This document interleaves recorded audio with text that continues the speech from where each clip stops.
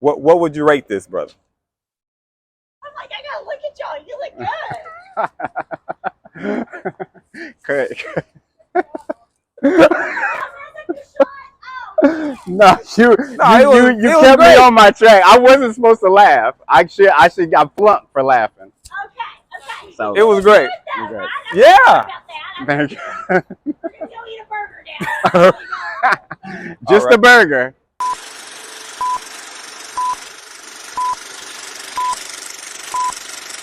Kamal, how you doing, sir? I am Good. excited to get your take on Final Destination Bloodlines. So I just want to get your rating right off the jump. I know you're not the biggest horror fan, so what would you rate this out of 1 to 10 from your fresh out of the theater take? What you rate it? I'm gonna rate it. I'm gonna categorize it and rate it. Okay. I'm gonna rate it as a horror film. Okay. As a horror film, I give it a 6. A 6. 6 ain't bad. As a movie, I give it an 8.5. Okay. Hold on. I got to get into that now. Why? I need to know the explanations on that because I got a follow-up question, but I need to know the difference between a 6 and an 8 from a horror in a film. I never saw any of the other Final Destinations, and in my mind, I was always nervous about that movie because it seemed like it was going to be super super scary. The idea of something happening without my knowledge that is going to happen, like a freak accident, because that's what this movie is about. A lot of freak accidents, but on steroids, right? Um, this movie is not what I thought it was at all. It's freak accidents. Yeah, It's it true. is. That's true, but it gives you clues. The audience. Yeah, it does. It gives you clues. It gives you, and you get nervous about the clues that it gives you. Give you Easter eggs is what they call them little Easter eggs. Little Easter eggs. Little Easter eggs. They dribble little Easter eggs around, and as you see them, you get nervous about them. So every time that they do something in relationship to the Easter egg, it's like, oh, something's gonna happen. It's coming. It's coming. So to me, that spoils when it does happen. A little bit. Yeah, a little bit. So what happens is it when the death happens is really just a cinematic visual about the death, like a man getting stuffed in a what's that machine that checks your brain that Oh yeah, he got sucked in there with a chair or something. Right. Yeah, that was pretty bad. I don't know what they call it, a CAT scan or something like that. So it's like that CAT scan is going to do something. It's coming. You don't know how. So the whole excitement, the feel good part is watching what it actually does. So I mean, that kind of tells you exactly what I mean when I say what I say. So that's why it's you rated like a 6 on the horror side. Mm-hmm. Okay. Now you say the movie, and that's the movie part. The fact that I'm in my seat and I'm watching the guy getting sucked. Yeah. That's the movie part. Okay. You know what I'm saying? Yeah. That part is I've already been scared as soon as the machine turns on. Now that's my fear. That's my little nervousness. Like, oh, yeah. You know what I'm saying?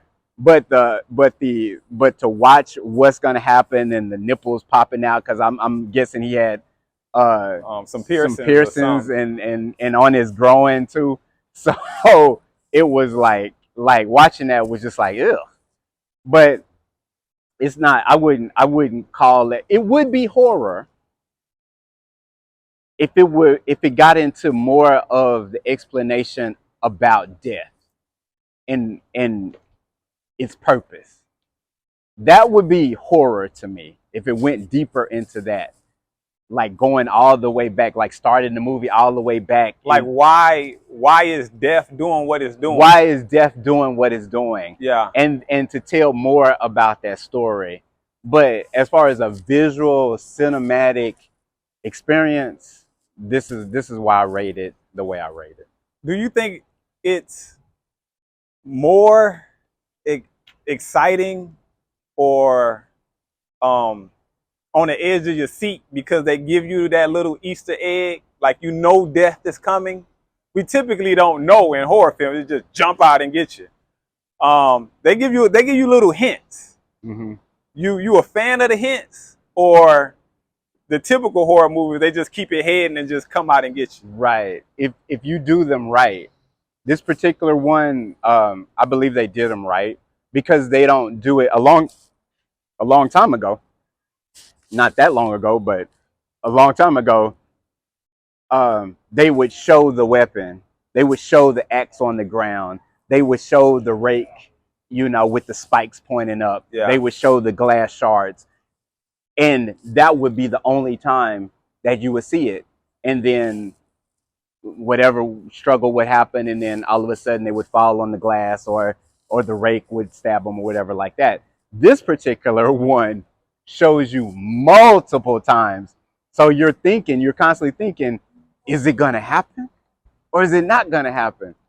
Because they set it up to where somebody can come in and stop it. I can take the glass with the ice with the glass. I can take the drinking glass with the cut glasses that's inside of it, Right. and accidentally toss it out. That can happen in this movie. Mom can come by and say, wait a minute, and pull the rake from underneath the trampoline. That can happen in this movie. So you never know if the Easter egg that you see is going to be the Easter egg that is going to hatch. So that's what I would call doing it right, if we're going to leave an Easter egg. You think when it comes to horror, we're entering into a new, I guess, genre? I think most people would say where horror isn't that big monster that's scary that's about to kill you. It's more like in Final Destination, I guess, the spirit of death. Y'all cheated death. Death is coming back to get you. It's not a physical human being. Right. You think that's a better version of horror than where we come from back in the 80s and 90s? That's part of the reason that I don't call it a horror the way Final Destination did it. If they made death, even an invisible death, being something that is more central to the story, then yeah, I would call that horror, and I would appreciate it better. But having an invisible monster that you don't really talk about, you don't really analyze, you don't really question, Right. You just, this is the game that the monster is playing, that the spirit is playing, so you just try to do your best to follow the rules so you can stay as live as long as you can. That is one way of doing the genre. But yeah, I think it's a subgenre of horror. You know what I mean? Yeah, yeah. I still have my classic horror, because there's a horror that freaks you out, and then there's a horror that makes you jump, and then there's a horror that makes you queasy, gory.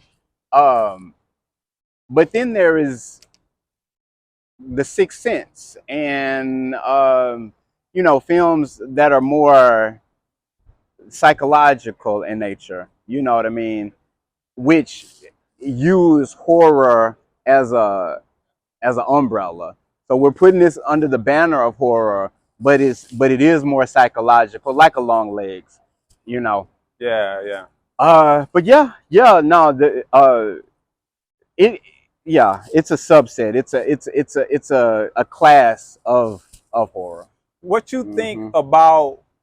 I'm gonna just ask regarding the lead, the main character, the female. I don't recall her name. I haven't seen her in much, but some of us really get connected to that lead where we hoping they make it to the end to find or whatever. And some people may look at this as like Saul. We just in it for the kill. We're not in because we care about her surviving. We just looking for the deaths. Right. You think it falls in that area? We just looking for the deaths. Right. We're not really too involved in who death is trying to kill.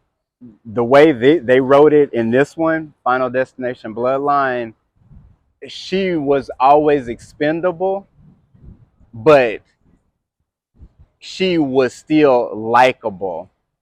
And the the further you got to her bloodline, to her turn, the more likable they became. So the dad was not as likable.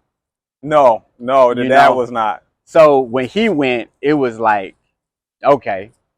The sister, again, was not as likable. She was not. You know. She wasn't. So when she left, we were like, okay. The brother who was supposed to go before the sister, he wasn't very likable either, but it didn't matter because we find out he's not a part of the bloodline. You know what I mean? He gets his punishment by being a bastard child. So we got to deal with that. Right. But then we go to the blonde haired kid who was extremely likable. And we were like, nah, not this guy. He don't want to go, man. Yeah. Like don't let him go. And then of course it goes to the mom, and we wanted to see the relationship build, and we don't want mom to go. Yeah, mom, I was like, mom, she know it. She know it. She got it. Right. She been surviving. Right. Mom got this. She got it. She reminded me of like a lot of Sigourney Weaver's character in Alien, or the other one, Terminator's mom. Because when I see her, when I saw her walk out the Winnebago and she opened the door, I was like, oh, that's gonna be a kick-ass mom. Yeah, you know, I got that same feeling once I seen her. I got that. I'm like, mom, is gonna help us survive. Help her survive, because that's what she's been doing this whole time. The whole time, she's just been surviving. And the writing in this was actually really good, because when they got to the grandmother's house, and I looked around, and one of the analytical things I thought to myself was, who did all this? I know that lady didn't do all this. But they put it in the story. When they go see the black kid that she saves, who's an adult now, he said that he went over to help mom put all that together.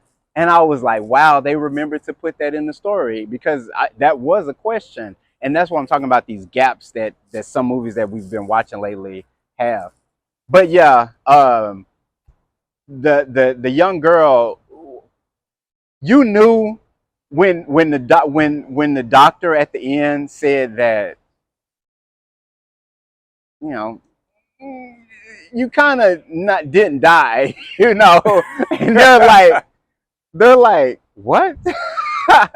Yeah, I mean, if your heart stopped, you'd be dead. That was a very good point. Well, I was like, yeah, you're right. She didn't die. She was just unconscious for a moment. Yeah. And I was like, oh, that was a good little. That was a good little one. That was a good little test right there. And it was good. I don't know if the penny has something to do with it. Just you know, this might be something that it would be a nice little clip. But how does the saying go? Find a penny, pick it up, put it in your pocket for good luck. That's an old saying. So, and I didn't realize it until the old lady picked up the penny at the hospital. Yeah. And she got that little smile, because that's way back in her day that you would say that. Yeah. And you put it in your pocket for good luck. Then she drops the penny and it goes inside the track. At that point, the girl who I followed through the whole film, she was gone. I knew it. She was gone. It was all about finding out how she was gonna go. But she But you was, knew she was gone. yeah, she was done. She was Okay. done.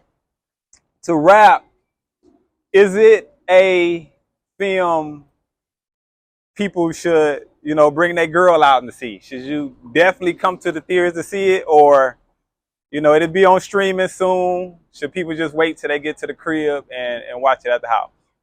If you really like your girl, like you really like, this is the girl that you want to kind of kick it with for a bit, this is the film that you want to take her to. Not you want to take a girl that you just like met to like Until Dawn or something like that, or what was those other films that we saw, some horror ones. Anyway, you want to take them to those kind of horror films. This one, Final Destination, I mean, it says it in the title. It's Final Destination, baby. You with me. So take your girl to see this one, your real boo.